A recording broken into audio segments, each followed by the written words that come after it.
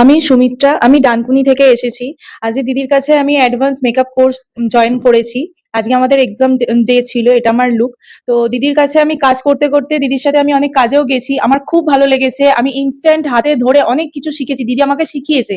তো আমার খুব ভালো লেগেছে কাজ করে। আমি পরবর্তীকালে আরো আমি দিদিকে রিকোয়েস্ট করবো যাতে আমাকে ডাকে, আমি কাজ করতে চাই।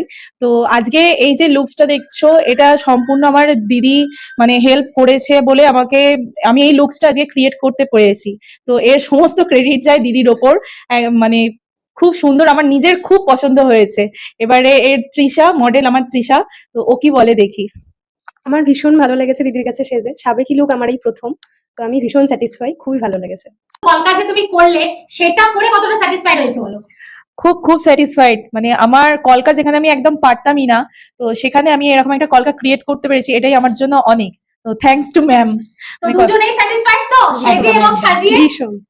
আমি ম্যামের কাছে ব্রাইডাল শেখার জন্য ভর্তি হয়েছি, রীতিমতো আমাদের ক্লাস চলছে।